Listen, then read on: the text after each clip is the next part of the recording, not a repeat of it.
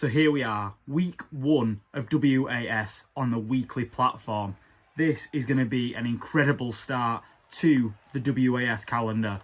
And we are starting off with the qualifying match for the WAS Deadline Rumble between Reece Lightning and Tommy Steele.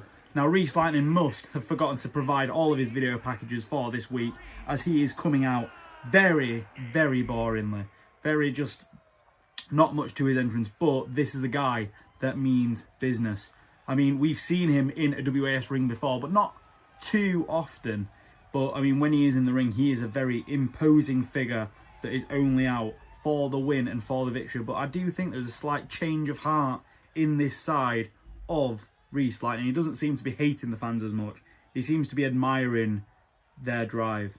And now it comes to Tommy Steele. Come on, Tommy. Oh, and Leviathan Stark has already attacked him mid-entrance. This is disgusting. I don't even know why Leviathan Stark has done this. I know Leviathan was annoyed that he was not offered this match, and that is probably why he's taken out on Tommy Steele. But honestly, this is not the way to go about it. And now Tommy Steele has to face this opponent. Well, he's got to face it at a disadvantage, hasn't he? Because look, as much as we'd like to say that Tommy Steele's going into this with an even playing field now, that is far from the truth. And look, Reece Lightning, as much as he wants to come across as the good guy, you know he's got to take advantage of every opportunity he's given. And that being that Tommy Steele is coming into this at least 75% of what he would have been in the first place. And now Reece is just absolutely taking advantage of all of that momentum. And he's really just making mush. I was going to say making mush. That is the former name of Tommy Steele. And now Tommy Steele is raised up and he's been dropped to the mat. Now it's just like Reece Lightning is picking at the pieces like a vulture. And he's going for something, a big body slam maybe? Nope, just draped him throat first over the top rope. This is not the start that Tommy Steele was looking for, but he is back on top. Now, come on, Tommy Steele. I know I want to be impartial on this, but because of Leviathan Stark, I want Mush to go all the way in this one, and I want him to take his place in the Deadline Rumble this year. And it looks to be that Tommy Steele is changing the he's changing the tides in this one, isn't he?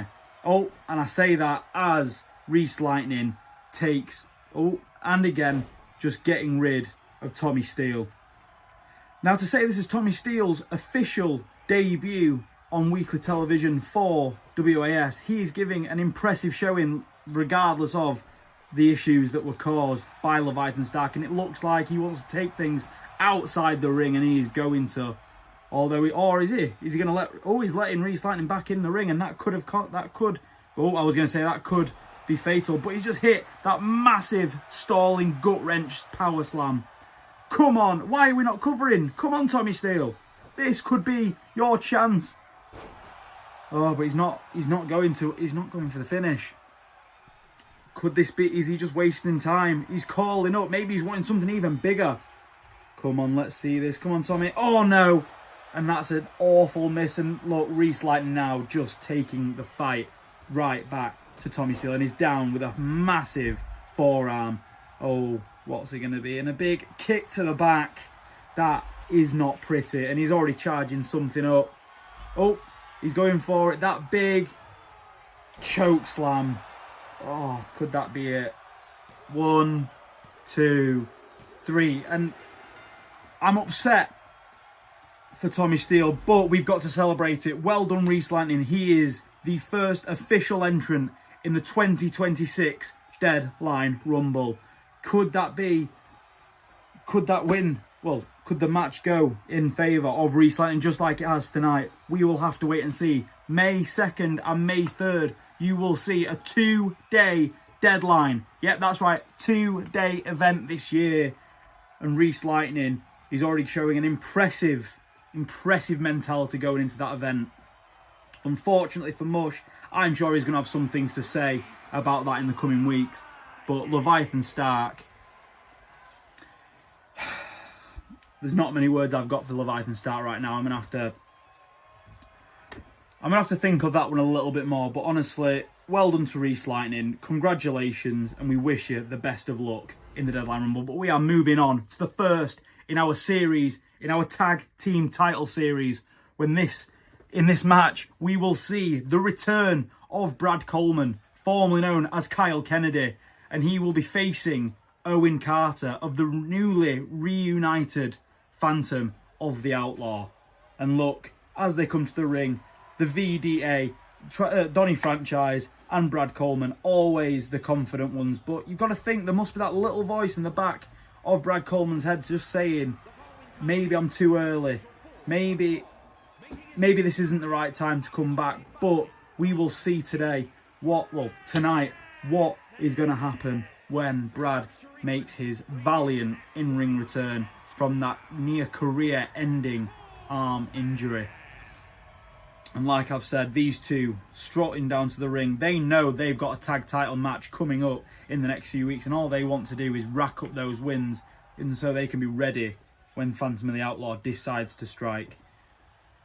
And quite honestly, I don't know, because you've got a team like the VDA who, yes, they have 17 years of friendship behind them, but in terms of tag team matches, this Deadline will be their first ever tag team matchup. Whereas Phantom of the Outlaw, they are newly reunited, but they are very familiar with each other and how each other works in the ring.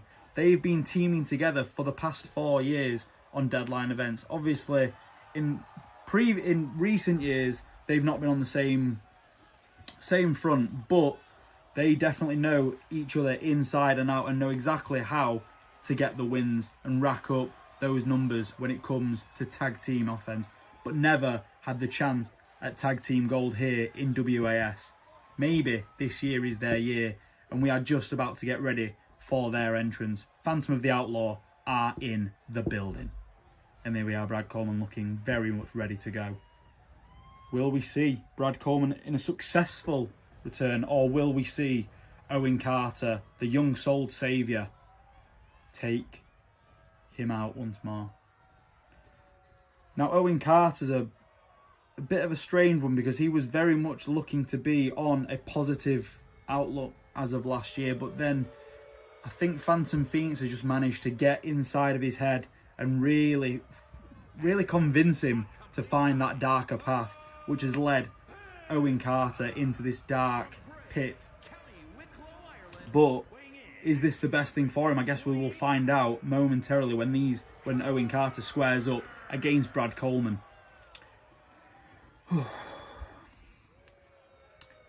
You see, this is a very different attitude for Phantom of the Outlaw. Always a fan favourite, but now taking to the mean sides of the wrestling industry. Maybe they've just seen the light. Maybe they've realised that in order to get to the top, you've got to break everybody else down and not necessarily do it in the right way, because the right way isn't always the fastest way, and these two are clearly becoming two of the fastest rising stars in WAS today. And now I think I'm ready to watch Brad Coleman hopefully take the head off of Owen Carter here tonight. And they're squaring up. Oh, come on, Brad Coleman, let's see what you are all about. And obviously, remember, we've got to think about that ring rust. And here we go, already showing Brad Coleman is not on form straight away in this match. Owen Carter easily taking him down, and then again taking him down that big moonsault from a springboard, and now just stomping on his head. And he's already adjusting his trousers. He doesn't care. He's Donny Franchise using that manager ability to distract Owen Carter from the outside, as Brad Coleman again gets the chance to take back over and give it a devastating knee to the face, and then just some more clubbing shots to Owen Carter. Here we go. Brad is now seeming to charge up a little bit and get a bit of his momentum, and we're trying to start to see the old Brad Coleman back in a ring. And then we see, and a big jumping forearm from Owen Carter, and then a big choke out in the corner. Come on, Owen, get him out of the corner. That is so illegal. And then come on, and we're charging him. You wouldn't have thought a guy the size of Owen Carter would be able to charge back Brad Coleman, but again, that probably just looks at the experience and a bit of the ring rust that Brad Coleman is experiencing in his return to the ring. But he was looking like he was doing some sort of springboard move there, And obviously that has not been the case. And here we go. Oh, a big drop toe hold from Owen Carter, smashing the face of Brad Coleman into the mat. Come on, Brad. Oh, and a big drop kick, running drop kick from Owen Carter with a pinfall. 1. Oh, and a kick out at 1. Thank the Lord for Brad Coleman. Give that fight a little bit longer and you will see what Brad Coleman's all about. And a big leg drop to the back of the neck from Owen Carter. Oh, and Phantom Phoenix just appeared to be getting onto the apron there. I wonder what he's planning to do. Oh, and a big... Oh, Brad Coleman. And you can see Phantom Phoenix has removed that turnbuckle pad. Will that come into play in this match? We will surely see. Who knows? But we're locking up again. And Brad going for something. Is he going for some sort of powerbomb? Oh, and a powerbomb onto the knees. And that has got to be painful. That back has got to be begging for mercy. Oh, and just a stiff kick to the face of Owen Carter. Oh, what are we seeing here? And a bit of joint manipulation from Brad Coleman. Come on, Brad Coleman, getting this return off to an amazing start. And he just misses the axe handle from the base. Oh, and the satellite DDT from Owen Carter. Could that be the end for Brad Coleman? As the ref just decided to fix that turnbuckle. And now Brad sent over the top rope, crashing down to the floor. And Owen Carter doesn't seem bothered. He's just taunting Brad Coleman. And you don't want to poke the bear, my friend, because when you poke the bear will fight back. And Brad Coleman is coming in with some stiff knees and some stiff shots. Hitting, oh, and there we go. Missed with the first one and clipped with the second one. And they're going for a pinfall. 1. Oh, and a kick out at 1. That might have been a poor mistake from Owen Carter, because you now know that Brad Coleman is going to hit some devious, and a big spinning DDT. That was huge from Brad Coleman. And we're going for a pin, and we're going to see 1. Oh, and a kick out at 1. That was a signature maneuver from Brad Coleman. What else has he got in the tank? What else are we going to see? A stomp? Come on, Brad. Oh, and a big slam. Oh no, and he's charging it up. He's charging up that one in the chamber. And he's hit it. Oh, Owen Carter goes down to the mat and hits 1, 2, 3. And that is a win for Brad Coleman. Well done, Brad, on your successful return to the ring. Now let's look at those highlights once more. Oh, no highlights this time. But we see an amazing celebration for the VDA, whilst they go 1-0 up in this tournament. Amazing work for the team. And now, let's take a look at some of our sponsors.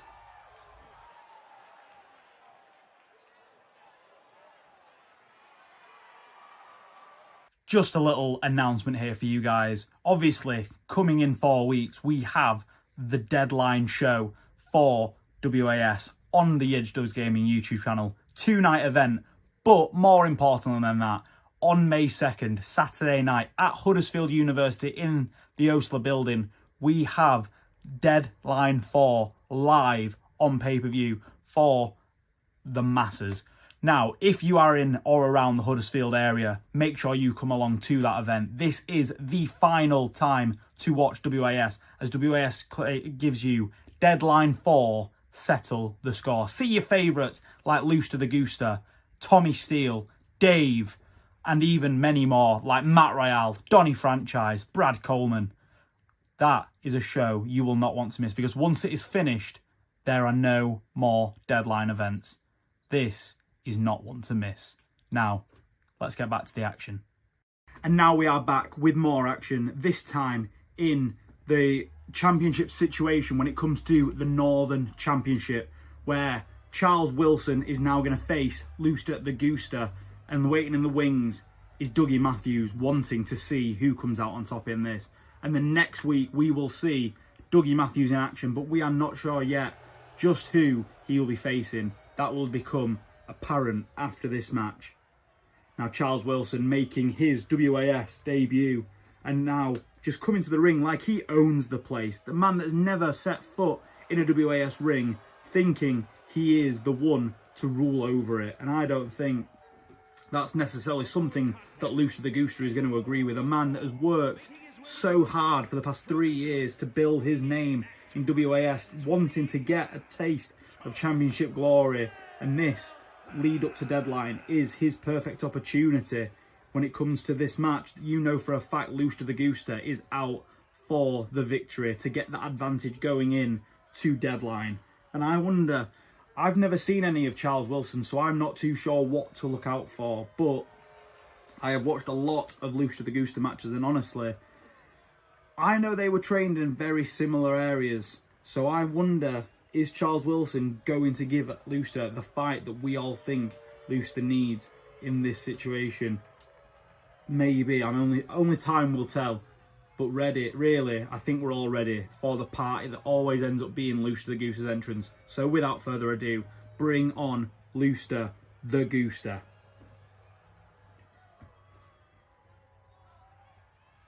Here he comes. Is he going to do his little dance as he comes up to the ring? Yes, he is. Here we go. The little Lustre jiggle. We love to see it. And I think he looks as confident as ever setting foot into the ring today. A man that is rather undescribable. He's odd, but in the best kind of ways. I mean, Lustre the Gooster always out, not just to win matches, but to have fun while doing it.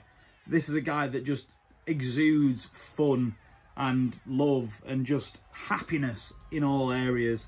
And quite honestly, this is a guy that I would love to see raise that Northern Championship for the first time come deadline.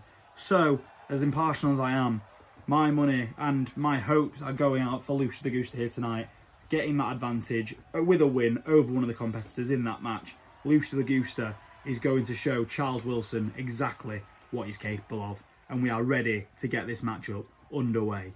And Lustre looks ready. He had that fun entrance, but now the gloves are off. We're getting serious. And I tell you, we're getting serious with a thunderous clothesline from Lustre the Gooster. And then just those stomps to Charles Wilson. And now, going for some clubbing blows, but Charles Wilson manages to reverse it into some clubbing blows of his own. And now, just grabbing at that hair. And then, ref's in the way, but he seems to be choking him out. And will Lustre tap? I think maybe. Is Charles Wilson's foot under the rope? No, we're just avoiding it. So there'll be no rope breaks to be had today. But luckily Lustre gets out and he's coming back with some of those punches, some of those strikes, some that we might have even seen during his dream match against The Undertaker just weeks ago. Well, just last week even. And honestly, Lustre driving. But Charles Wilson giving a big elbow.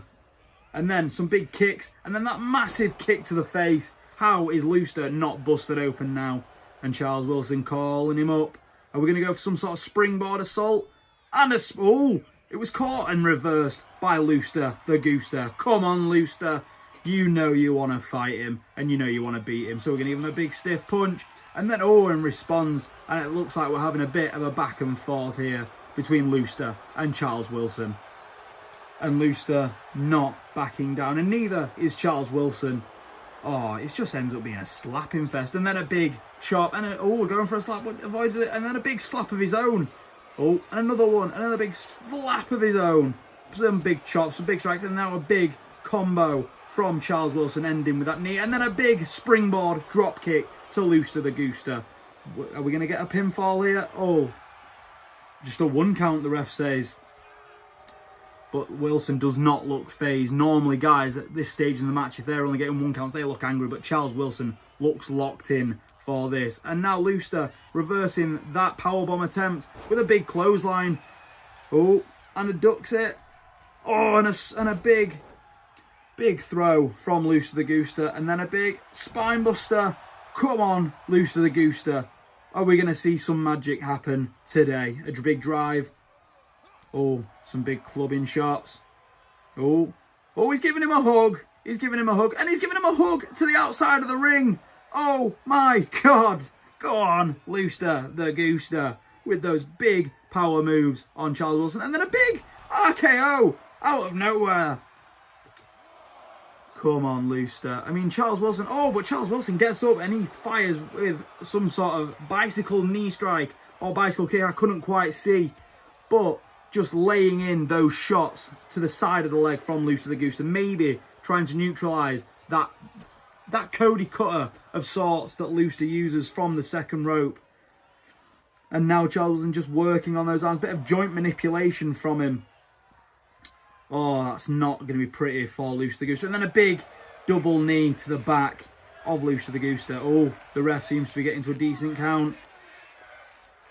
And he throws him back in the ring. Oh, might have disoriented the ref a little bit, giving him a chance to get back in himself. Oh, what are we going for? Oh, he's just getting back in there. I thought we were going to see some sort of springboard attempts again.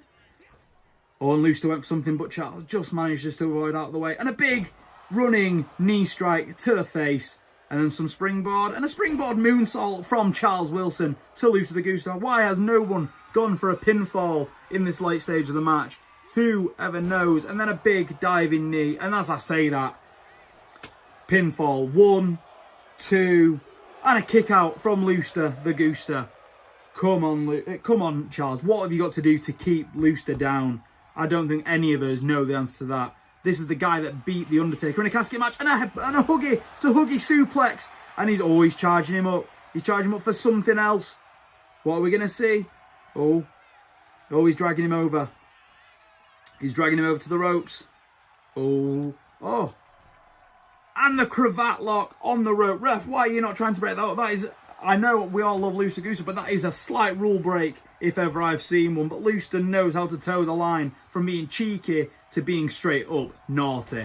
And that was a very cheeky move from Lustig the Gooster. And now he's got him in the corner, ready for something. Just prepping him ready. Oh, and a big knee strike from Charles Wilson. Are we going to see something? Oh, a big elbow strike. Oh, are we going to see?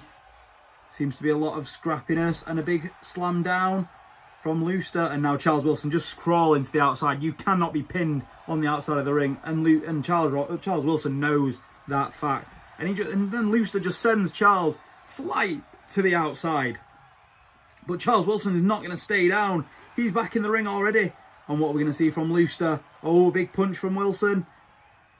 Sending him off the ropes. And a big straight punch to Lustig the Gooster. Charles Robinson with a 1, 2, and a kick out from Lustig the Gooster. Charles Wilson even cannot believe what he has just seen. And the big clotheslines from Wilson. And he takes him down. Come on, this guy is getting fired up and the crowd are loving it. A big springboard moonsault once again. Are we about to see a big finish from Charles Wilson? Oh, he's going for it. And he drops him down. That's got to be it. 1, 2, 3. Charles Wilson picks up the victory here in week 2. Now that is amazing. That's incredible. A debut appearance and already picking up the advantage heading in to Deadline. Now Charles Wilson can go, and he's going to go, as I've just been told. Next week, we will see Charles Wilson facing off against Dougie Matthews in another matchup related to the Northern Championship match at Deadline. Now, without further ado, it comes to our main event time. And this week's main event, Dan DeMaine is having an open challenge. Now that is going to be insane. Dan, like I said when we did our roundup, Dan DeMaine has appeared on every Deadline show in the past, but never really had his moment in the spotlight. He's always played second fiddle, but this year, Dan has come with a very different demeanour, a very mean streak, and he's not thinking about anybody else this year. He's out for himself. And as much as I would love for Dan to see the light, I can't blame him for seeing the demons and letting the demons take over and just kind of turn into that dark side, because this guy has been through it all. Betrayed by Matt Royale. And now Matt Royale is back on the straight and narrow, but Dan DeMaine is furious because, well, when did everyone forgive him? And then Dan DeMaine just gets forgotten about. Whereas now, Dan DeMaine is taking his moments, just like Matt Royale did years ago, and he's calling out any superstar that sees fit. And I wonder who might answer that challenge. We're going to see right now. put your predictions in the comments as who you think will answer this challenge, and we are about to find out. No way. It is the man himself. It is Matt Rial, the original Deadline Rumble winner. The man that is going into Deadline to face somebody for the WAS Championship, to be crowned the inaugural WAS champion. And now we're going to get to see him on our first ever week of WAS weekly coverage against Dan Domain, the man who opened the Deadline Rumble with him in year one, the year that Matt Rial won the Deadline Rumble. And they made magic in that match. And now we will see the rivals from years past, the guys that started out in the business together, face off in our main event of week one of WAS. Now, the question on my mind is, Matt Rial has been promised a Deadline title match at Deadline, a Deadline title match, a WAS title match at Deadline, but we've still got to find a challenger for Matt Rial. And if Dan Domain, could pick up a victory here tonight, could that put him in title contention to be considered to be added to that match? We will have to just wait and see. But currently, they are doing some chain wrestling just like they will have learned in their younger days. And Matt Rial's he's just kind of toying with Dan Domain. I mean, as I've said, the past 3 years of Deadline shows, Matt Rial has eliminated Dan Domain from the Deadline Rumble every year. In the second Deadline show, Matt Rial eliminated Dan Domain from his match. And then in third year, Dan Domain wasn't even associated with Matt Rial. He didn't get the chance for his revenge. But now it seems that Dan is happy to take it against Matt Rial here tonight. And we are seeing some slightly stiffer shots than we probably would normally see from these two. But I think that is just knowing each other. They are going to take it that extra mile to make sure the damage is done. Because honestly, these guys, they were best of friends, but now just seem to be the most bitter of rivals. And honestly, they are about to make what I think will be magic. With that backstabber, Matt Rial going for the pin. 1 and a kick out after 1. That is not going to keep Dan Domain down in this match. Oh, Matt Rial going for something springboard, and he missed. I don't even know what that was, but it looked amazing. But it just didn't find the target. And now Dan Irish whipping him into the ropes. And a big backbreaker from Dan Domain. Looking to charge something up. Is he about to hit him with something? And a big Hurricane Rana from Dan Domain to Matt Rial. Come on. I don't even know who I want to win this match. Honestly, both of them deserve the win. Maybe Dan Domain deserves it just that little bit more. Maybe this is where he gets that comeuppance from the years of mental strain that Matt Rial has put on him. Maybe this is where Dan finally gets to have his moment in the spotlight. But no, and then Dan Domain is still just hitting him down. And Matt Rial's now been floored by those clubs, but not for long. Matt Rial is not willing to give up. He might not win this match, but he's going to go down absolutely fighting. And here we go. Clothesline, and then a mix. And then changing it around. Come on, Matt Rial. Oh, kick up from Dan Domain, but an Irish whip straight into the corner, puts him back. Oh, and that haluva kick from Matt Rial. That could have ended it all, but Matt Rial's not going for the pin. I don't know why. That has put away many an opponent before him. And look, Matt Rial's going for something. Oh, he's going for that 450, but no. Dan Domain got the knees up. Oh no, Matt Rial. I think Dan was going for something, but Matt just managed to counter it just in the nick of time. Oh, and now Dan's calling him up.